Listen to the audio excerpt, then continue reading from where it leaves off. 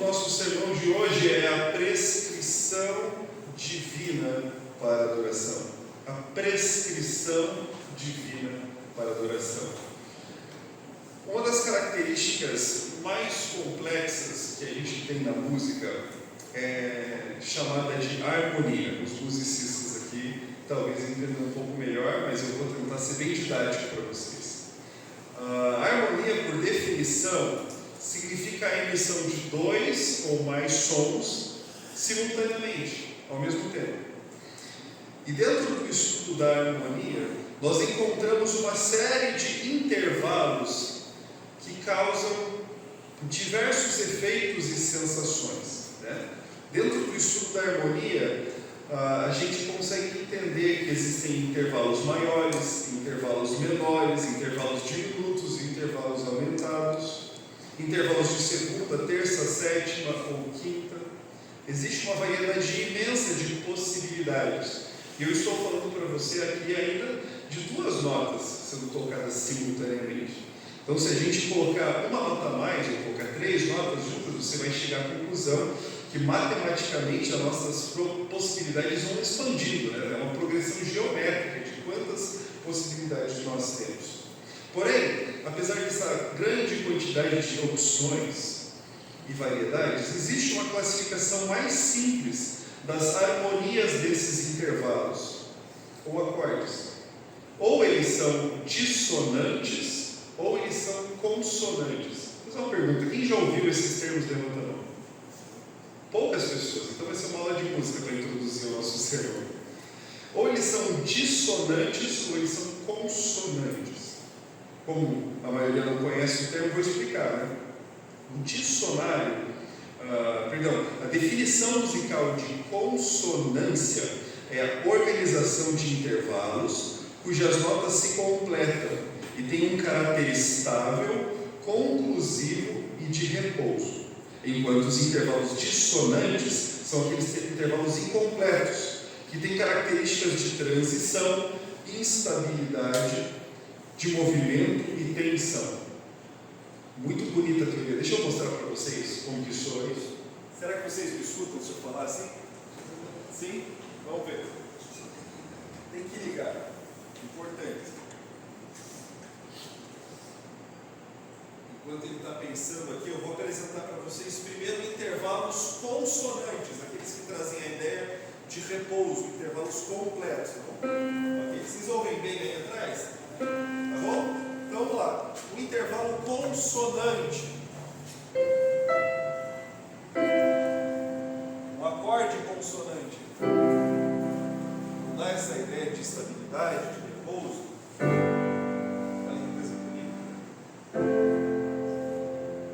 Dissonante seja feio, mas a gente fica tranquilo, né, quando a gente ouve um acorde consonante. Agora vou tocar um intervalo dissonante para vocês.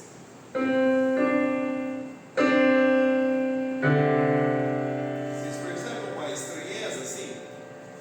Talvez não que seja feio, mas que falta alguma coisa, falta ser resolvido. Ou por exemplo assim, não parece que você está indo para algum lugar?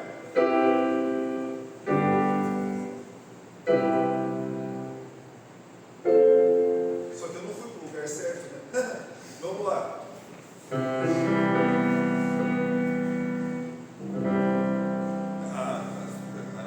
Vou ver nas cabecinhas mexendo assim. Eu acho que vocês entenderam, né?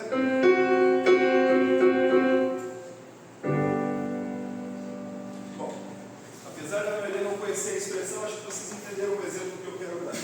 Então nós temos intervalos consonantes e intervalos dissonantes. Intervalos que dão uma sensação de estabilidade, outras de tensão. Alguns são completos, outros faltam alguma coisa.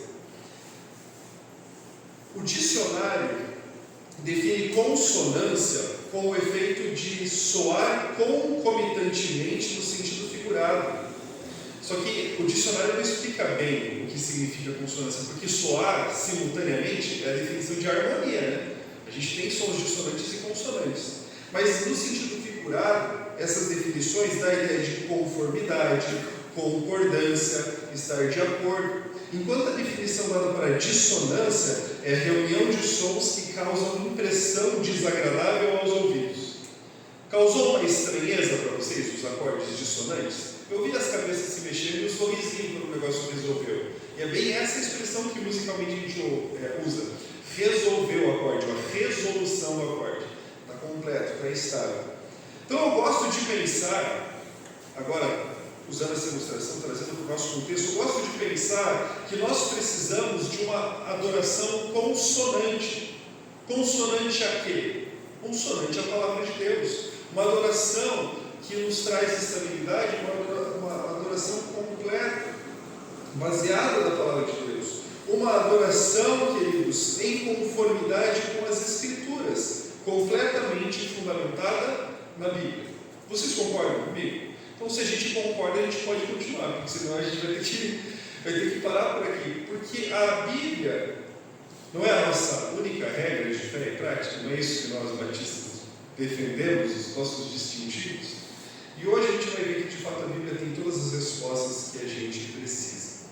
De fato, nossa teologia não deve ser apenas teoria, né? Não, a gente entende, ok, tem que ser assim assado. Não, a nossa prática tem que andar junto, né? Tem que ser consonante também. A gente tem que ter uma prática e uma teologia que se complementam. E, obviamente, as duas coisas têm que ser dirigidas pela palavra de Deus. O fato é que nós vivemos dias onde há muita controvérsia, diferentes opiniões e práticas ao redor da adoração e da música, que é ou não é aceitável para ser usada em nosso culto. Algumas pessoas, infelizmente, estão ignorando alguns princípios básicos de associação com o mundo, separação, santidade. Outras, por outro lado, têm adicionado regras que vão além do que de fato as Escrituras nos orientam.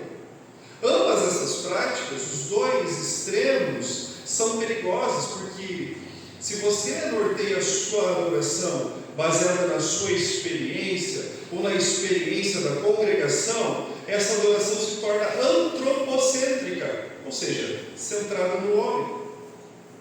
E, ao mesmo tempo, se nós estabelecemos regras, rituais que claramente ultrapassam as Escrituras e adicionam responsabilidades extrabíblicas às nossas congregações, nós corremos o risco de agir como os fariseus, que estavam colocando um fardo na sua audiência muito maior do que de fato as determinações de Deus. Abre comigo lá para Marcos capítulo 7. Vamos ver o que o próprio Senhor Jesus falou a respeito dessa prática dos fariseus.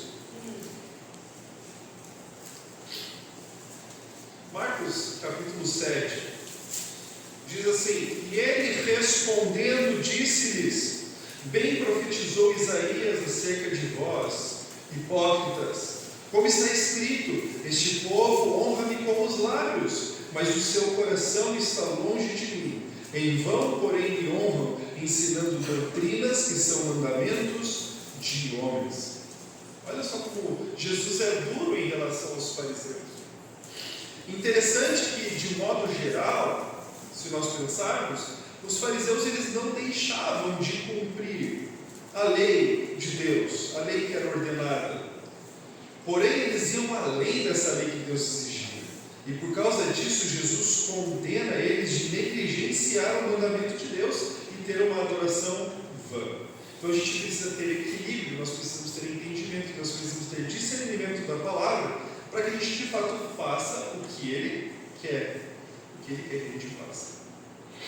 Logo, queridos, deixar de cumprir o mandamento, deixar de cumprir o que Deus ordena na sua palavra em relação à adoração, ou adicionar exigências extra-bíblicas, tem o mesmo resultado para os olhos de Cristo, né? Ambos rejeitaram os mandamentos de Deus. E esse entendimento nos leva à primeira interrogação, a primeira pergunta que eu quero fazer para vocês hoje à noite: qual é a base da nossa adoração? Qual é a base da nossa adoração? A resposta está em 2 Timóteo 3,16. Eu não sei se todos precisam abrir, mas quem precisar pode ir para lá. Toda a Escritura é inspirada por Deus e útil para o ensino, para a repreensão, para a correção, para a educação na justiça, a fim de que o homem de Deus seja perfeito e perfeitamente habilitado para toda boa obra. A versão corrigida diz para que o homem de Deus seja perfeito e perfeitamente instruído para toda boa obra. Então, queridos, a resposta para a nossa pergunta é a seguinte: a nossa adoração deve ser baseada na autoridade e na suficiência das Escrituras. Na suficiência e na autoridade da Palavra de Deus. Quando nós olhamos para esse texto com adoração em mente, principalmente a que nós fazemos coletivamente na igreja, que é o que nós vamos tratar com mais ênfase, nós temos o seguinte panorama. Pensa comigo. A palavra de Deus é útil no ensino, parênteses, no ensino do que é certo, na repreensão do que não é certo, na correção de como ficar certo, na educação da justiça, como permanecer certo. Ela é útil no ensino, na repreensão, na correção, na educação da justiça, de maneira que nós sejamos completos e perfeitamente habilitados para a adoração. Não é isso que diz o texto? Para toda boa obra. A adoração a Deus não é uma boa obra? Logo, a palavra de Deus ela é suficiente para nos ensinar o que nós precisamos saber a respeito de adoração. Amém? A palavra de Deus não é só útil, queridos, como ela também é suficiente. Afinal de contas, toda a Escritura é útil para nos tornar completamente capacitados, perfeitamente habilitados para a adoração. E se ela sozinha é capaz de nos tornar perfeitamente habilitados, isso significa que nós não temos a necessidade de ir além dela, para nos capacitarmos e sabermos do que deve ser composta a nossa adoração. Faz sentido? Ué, se ela é suficiente, por que eu vou precisar de algo mais para me ensinar? Por que eu vou precisar da opinião de alguém ou do gosto de alguém? Vamos para as Escrituras, para entender de fato o que ela define como adoração. Bom, o Dr. Scott Aniol, ele diz que a autoridade e a suficiência das Escrituras é uma doutrina fundamental em todos os aspectos da vida cristã, especialmente extremamente importantes quando nós estamos pensando sobre adoração aqui. E eu vou apresentar dois desses aspectos que ele cita. O primeiro deles é que a adoração depende da revelação de Deus. A adoração depende da revelação de Deus. A simples ideia de adoração começa com a autorrevelação de Deus a nós. A adoração só existe porque Deus se mostrou, Deus se revelou a nós. O Salmo 19:1 diz: os céus declaram a glória de Deus e o firmamento anuncia as obras de sua mão. Deus criou o universo com o propósito de expressar e demonstrar a sua glória. Então criou o homem à sua imagem, para que Adão pudesse testemunhar essa glória e lhe responder em adoração. Abro aspas para o Scott Aniol, ele diz: o fato de as primeiras palavras de Deus terem criado a simples existência da adoração nos leva a reconhecer que toda adoração começa com o que Deus falou. Deus é o iniciador da adoração. E, em particular, a revelação de Deus a respeito de si mesmo é o que nos provê base para toda a verdadeira adoração. Logo, irmãos, se Deus é o iniciador da adoração, a nossa adoração deve ser uma resposta à revelação de Deus a nós. Onde é que nós vamos encontrar os parâmetros que vão prescrever essa nossa adoração? Onde é que nós vamos encontrar a prescrição de Deus para a adoração? Na revelação completa de Deus a nós, as Escrituras, a palavra. É lá que nós vamos buscar. Então, nós vamos olhar para a Bíblia e entender o que Deus quer, o que Ele pediu, porque se a gente for para fora disso, nós vamos estar correndo erros, ou daqueles que buscam a sua própria vontade, colocando o coração do homem no centro, ou aqueles que buscam colocar um peso maior do que a Bíblia de fato coloca em nossas vidas a respeito disso. E aí entra o segundo aspecto, que é muito importante. A gente vai buscar a prescrição na palavra de Deus. Por quê? Porque a adoração que não é prescrita por Deus, ela é rejeitada. Isso aqui é muito sério, as pessoas não levam em consideração. A adoração que não é prescrita por Deus é rejeitada. Raramente as pessoas incluem elementos na sua adoração com más intenções, né? Normalmente o objetivo é aprimorar, deixar as coisas mais interessantes para a adoração a Deus. Ninguém em sã consciência, não, vou fazer isso aqui só para causar. O crente não faz isso, talvez alguém seja um incrédulo, alguém mal intencionado.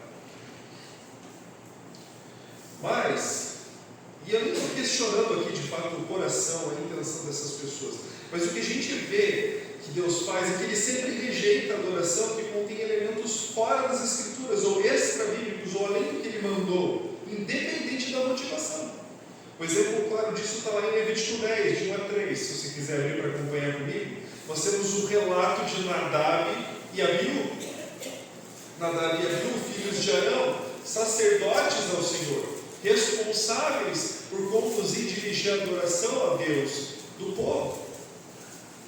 Levítico 10, versículo 1 diz assim: E os filhos de Arão, Nadab e Abiú, tornaram cada um o seu incensário e puseram neles fogo e colocaram incenso sobre ele. Até aqui tudo bem, né? Eles não faziam isso sempre, era uma prática normal. Mas olha o que vem depois: e ofereceram fogo estranho perante o Senhor, que não lhes ordenara. Tá, pausa. Tá, beleza, eles vacilaram, fizeram errado, ok?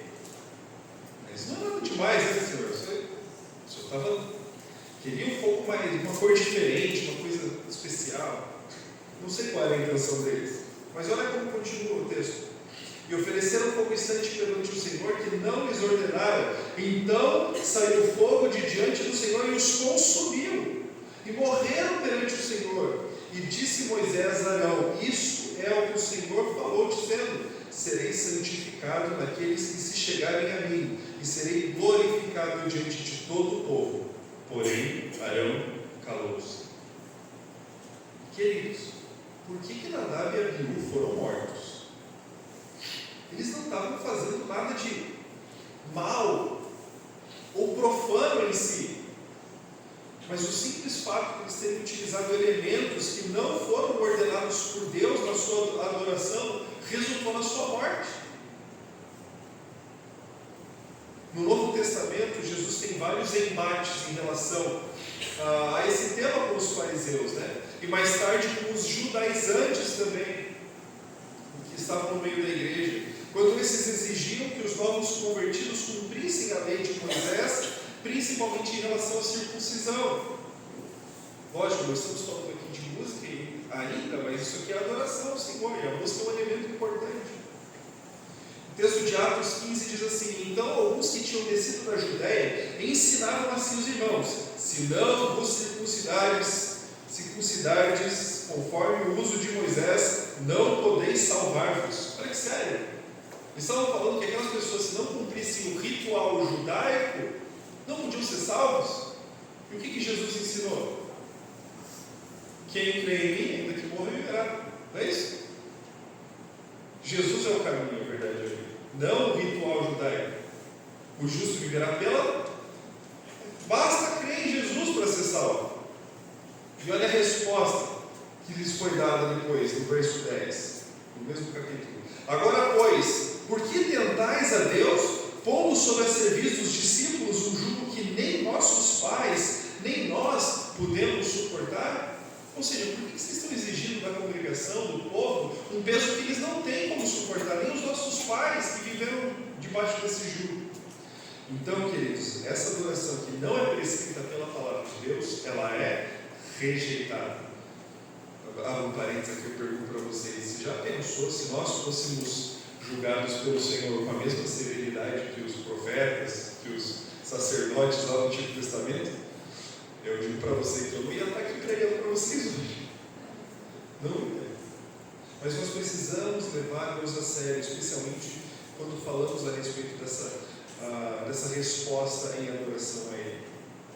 A Confissão Batista de Londres, de 1689, tem um parágrafo que diz assim: a única maneira aceitável de adoração ao verdadeiro Deus é instituída por Ele mesmo, e limitada por sua própria vontade revelada.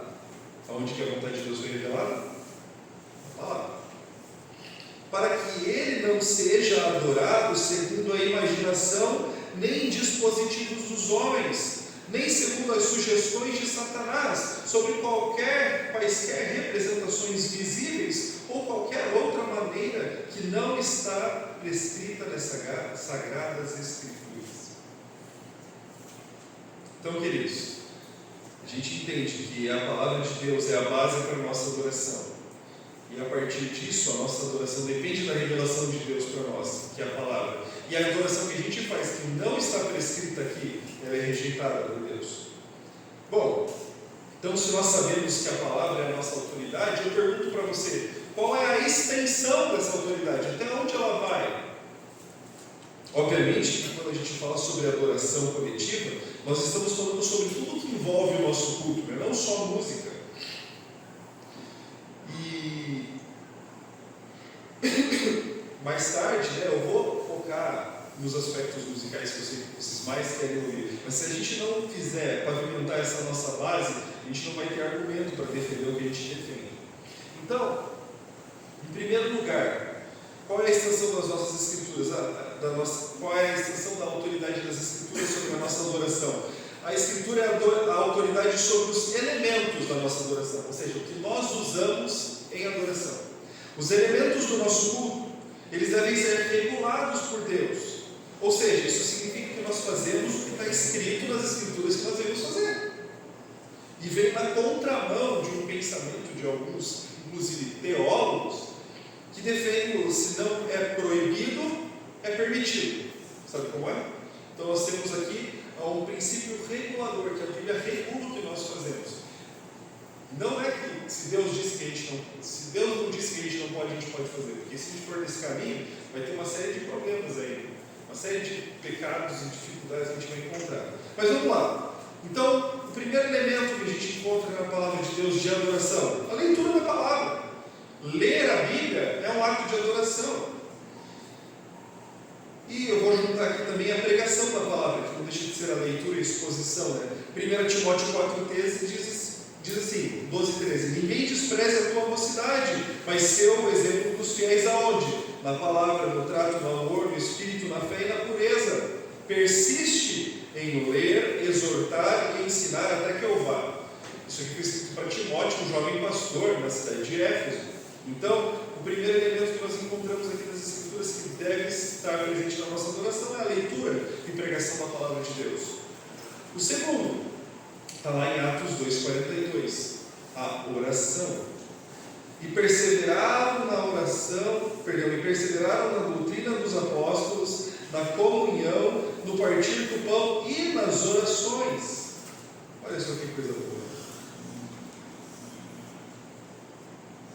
Nós também encontramos um quarto elemento lá em 1 Coríntios 9, que é as ofertas. Nós não falamos que a oferta é uma forma de nós adorarmos ao Senhor, devolvermos aquilo que Ele tem nos dado de maneira tão generosa. 1 Coríntios 9, 14 diz: assim ordenou também ao Senhor aos que anunciam o Evangelho, que vivam do Evangelho. Mas eu quero mostrar um outro texto, de 1 Coríntios 6, que dá uma base mais... que isso aqui está falando dos presbíteros e dos que ensinam, né? Mas olha lá, 1 Coríntios 6, é isso mesmo? Será que eu não tenho referência errada? Acho que não é 1 Coríntios 6, 12. Apesar de que todas as coisas me são listas, mas nem tudo me convém, é uma verdade, né? É o argumento do outro versículo. Mas o que eu queria era justamente aquele texto que Paulo fala: olha, todo primeiro domingo, todo primeiro dia da semana, você tira aquela parte do Senhor, porque quando eu for aí, eu não quero ser um peso, não quero que isso pese para os irmãos. Eles são todas as ofertas que eram retiradas para a casa do Senhor. Além da oração, das ofertas, a leitura das Escrituras e ensino da palavra de Deus, nós temos o canto coletivo. Sabia que você é obrigado a cantar na igreja? Como assim eu sou obrigado? Não sou obrigado a nada. Será que não? Vamos ali para o texto de Efésios 5,19. Efésios 5,19. estiver falando muito rápido, depois vocês podem me perguntar as referências daí. Compartilho com vocês com o maior prazer. Efésios 5,19 diz assim: falando entre vós em salmos, hinos e cânticos espirituais, cantando e salmodiando ao Senhor no vosso coração. Colossenses 3,16 é um texto paralelo que tem a ordem ainda mais clara. Ele diz assim: habite ricamente em vós a palavra de Cristo, instruí-vos e aconselhai-vos mutuamente em toda sabedoria. Como? Louvando a Deus com salmos, hinos e cânticos espirituais, com gratidão em vosso coração. Então, queridos, nós edificamos, nós ensinamos, nós exortamos através da música, através do canto. Então nós temos como cristãos responsabilidade de cantar. Então a música é sim um elemento da nossa adoração. E por último, nós temos as ordenanças, né? A ceia do Senhor, nós temos o batismo, nossos atos de obediência, né? Que também fazem parte dos elementos. Queridos, adicionar elementos além desses aqui que a gente encontra claramente descrito para o nosso culto, seria não confiar na suficiência da palavra de Deus. Ele nos dá tudo aquilo que nós precisamos para executar toda a boa obra. A Bíblia não é suficiente para nos tornar perfeitos e perfeitamente habilitados. Então por que eu vou pegar esses elementos que estão aqui nas Escrituras, e caso você encontre o outro, fique à vontade para vir discutir comigo, eu vou aceitar, mas eu não conheço. Nós vemos muitas igrejas aí com práticas bem diversas, além dessas coisas aqui, e utilizando essas coisas para a adoração. Bom, a gente adora a Deus com tudo na nossa vida, claro, a nossa vida deve ser um livro aberto, nós devemos honrar e glorificar o Senhor em tudo, mas dentro da igreja, no culto, não é assim que Deus quer. Se por muito menos um fogo diferente, Nadab e Abiú já foram mortos, imagina a gente querer ficar mudando o que Deus quer que a gente faça aqui dentro da igreja. Então as Escrituras, elas são autoridade sobre os nossos elementos. Elas também são autoridade sobre os conteúdos da nossa adoração, não sobre os elementos apenas. E Colossenses 3,16 aqui diz isso bem claramente: a palavra de Cristo habite em vós abundantemente. A palavra de Cristo, em toda sabedoria, ensinando-nos, admoestando-nos uns aos outros com salmos, hinos e cânticos espirituais, cantando ao Senhor com graça em vosso coração. Então, como a gente leu aqui em Colossenses, nós devemos cantar a palavra de Deus. Mas não é só o conteúdo do nosso canto que deve ser baseado nas Escrituras. Todos os outros elementos que nós citamos anteriormente devem ser. Nós devemos ler as Escrituras. Nós devemos orar as Escrituras. Nós devemos cantar a palavra de Deus. Nós devemos estar cheios, que a palavra de Deus habite ricamente em nós, né? Então todos os elementos que nós apresentamos, eles devem ser cheios do conteúdo da palavra de Deus. Eu gostei muito de uma citação que eu li, que diz assim: a nossa adoração é concebida, construída, abastecida, governada, preenchida e santificada pela verdade da palavra de Deus. Olha que coisa especial. Tudo que nós precisamos está aqui. Você confia nisso? Tudo que nós precisamos está aqui. Claro, nós precisamos de sabedoria e discernimento para entender o que Deus nos ensina. Mas esse é o primeiro passo para agradar ao Senhor. É confiar na autoridade, na suficiência das Escrituras. E por último, além das Escrituras serem autoridade sobre os nossos elementos de adoração, serem autoridade sobre os conteúdos da nossa adoração, as Escrituras também são autoridade sobre a forma da nossa adoração. A forma como nós fazemos, aplicamos cada um desses elementos. Devemos ter em mente, queridos, que a Bíblia não é simplesmente uma coletânea estática, parada de proposições e teses teológicas. Ela é, de fato. Mas na realidade ela é uma coletânea de formas literárias, divinamente inspiradas por Deus, para expressar a sua verdade. E toda a Escritura, como disse 2 Timóteo 3,16, inclusive esses elementos estéticos, eles possuem autoridade divina para nos direcionar na maneira como a gente apresenta os elementos e o conteúdo citados anteriormente. Então a Bíblia se preocupa com a forma, a Bíblia se preocupa com a estética, a Bíblia se preocupa com a beleza. A Bíblia é um livro que apresenta sua narrativa e seus ensinamentos de maneira muito bela e instrutiva. A riqueza da escrita das Escrituras nos fala muito sobre o que Deus pensa a respeito da estética e justamente da apresentação desses conteúdos. Na Bíblia nós temos narrativas, ou seja, histórias contadas por um narrador. Nós temos poesias, nós temos ilustrações que fazem o nosso imaginário vislumbrar o ensinamento que está sendo dito. Nós temos diálogos, conversas, parábolas, que nada mais são, queridos, do que histórias que ilustram com a verdade sendo ensinada. Nós temos profecias, genealogias e por aí vai. A Bíblia é um livro extremamente rico, esteticamente falando.